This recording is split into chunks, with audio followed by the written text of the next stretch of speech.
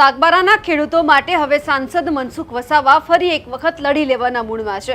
ગઈકાલે આપણે જોયું કે બેઠકનું આયોજન કરવામાં આવ્યું, વનકર્મીઓનો પણ ક્યાંક ઉધડો લેવામાં આવ્યો અને સીધી જ વાત કરી દીધી કે હવે અમે અમારા ખેડૂતોની સાથે છીએ, તમે ગમે તે કરી લો પરંતુ અમે અમારા ખેતરમાં જઈને રહીશું। અને ખેડૂતો આજે ખેતરમાં પણ ગયા, પણ ત્યાં પણ પોલીસ કર્મચારી અને વનકર્મી સાથે માથાકૂટ થઈ। હવે આ તમામ બાબતે મનસુખ વસાવા મેદાનમાં આવ્યા છે। નમસ્કાર, આપ જોઈ રહ્યા છો નિર્ભય ન્યૂઝ અને હું છું આપની સાથે રિદ્ધિ। જ્યારથી સાગબારાના ખેડૂતો માટે લીલાબેન વસાવા લડી રહ્યા છે એ પછી ગાંધીનગર રજૂઆત કરવામાં આવી અને પછી ક્યાંક આ આખા મામલામાં મેદાનમાં આવ્યા મનસુખ વસાવા।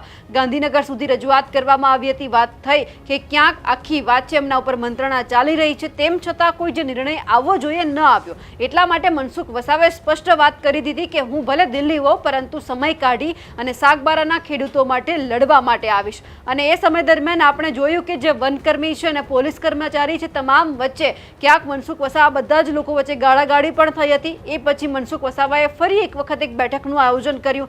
ગઈકાલે આ બેઠક હતી, એમાં દર્શનાબેન દેશમુખ છે, લીલાબેન વસાવા છે, ભારતીય જનતા પાર્ટીના બીજા પણ નેતાઓ હતા, આમ આદમી પાર્ટીના નેતાઓ પણ હતા અને એક બેઠકની અંદર કહી દેવામાં આવ્યું કે આપણે હવે આપણા ખેતરમાં જવાનું છે। તેમ છતાં આજે પરિસ્થિતિનું નિર્માણ એવું થયું કે જ્યાં લોકો પોતાના ખેતરમાં ખેડાણ કરવા માટે જતા હતા તો એમને રોકવામાં આવ્યા। ખેડૂતો છે જમીન ઉપર સૂઈ ગયા, વિરોધ કરવા લાગ્યા। કહી દેવામાં આવ્યું કે જો તમારે અહીંયાથી આગળ વધવું હોય, એમને રોકવાનો પ્રયત્ન કરવો હોય તો ગાડી અમારા ઉપરથી ક્યાંક તમારે ચડાવી અને પછી જ જવું પડશે। અને એ પછી આખો મામલો ગરમાયો। આ બધું જોતા મનસુખ વસાવા ત્યાં હાજર તો નહોતા પરંતુ મુખ્યમંત્રીને તેમણે સીધો જ પત્ર લખી નાખ્યો છે। શું લખ્યો છે તેમની વાત કરીએ। સાગબારા તાલુકાના નર્મદા જિલ્લાના ખેડૂતો દ્વારા વર્ષ 2002 થી ઉમરપાડા ફોરેસ્ટના તાબા હેઠળની જમીન પર કરવામાં આવતી ખેતી છેલ્લા 2 વર્ષથી ખોટી રીતે અટકાવી દેવામાં આવી છે, તે બાબતે લખવામાં આવ્યું છે। મનસુખ વસાવાએ જે પત્ર છે ભૂપેન્દ્ર પટેલને લખ્યો છે। જય ભારત સાથે ઉપરોક્ત વિષયના અનુસંધાને આપ સાહેબશ્રીને જણાવવાનું કે સાગબારા તાલુકાના નાલ તથા ખોપી ગામ સહિત આશરે 12 જેટલા ગામોના ખેડૂતો સુરત જિલ્લાના ઉમરપાડા તાલુકાની જંગલની જમીન જે સાગબારા તાલુકાની સરહદને અડીને આવેલી છે તે જમીન વર્ષ 2002 થી ખેતી કરતા આવ્યા છે। આ જમીનને ખેતીલાયક બનાવી દરેક ગામના લોકો પોતાના કુટુંબ પરિવારનું ભરણ પોષણ કરી જીવન નિર્વાહ કરતા હતા, પરંતુ છેલ્લા 2 વર્ષથી વન વિભાગ દ્વારા ખેડૂતોને આ જમીન પર ખેતી કરતા અટકાવવામાં આવી રહ્યા છે। ત્યારે આ જ જમીનની બાજુમાં સુરત જિલ્લાના ઉમરપાડા તાલુકાના આદિવાસી ખેડૂતો દ્વારા જંગલની જમીન પર ખેતી કરવામાં આવે છે અને તેમનું ખેતી કામ ચાલુ છે। ત્યારે તેમને વન વિભાગ દ્વારા રોકવામાં આવતા નથી, માત્ર નર્મદા જિલ્લાના સાગબારા તાલુકાના ખેડૂતોને જ કેમ ખેતી કરતા રોકવામાં આવે છે। જો સાગબારા તાલુકાના ખેડૂતોને આ જમીન પર ખેતી કરતા રોકવાના હતા તો વર્ષ 2002માં જ તેમને રોકવાના હતા। આજે આશરે 20 વર્ષથી વધુ સમય વીતી ગયા બાદ ખેડૂતો દ્વારા આ જમીનને ખેતીલાયક બનાવી તેના પર ખેતી કરીને પોતાના પરિવારનું ભરણ પોષણ કરવામાં આવતું હતું, ત્યારે વન વિભાગ દ્વારા હવે ખેતી કરતા રોકવામાં આવે છે।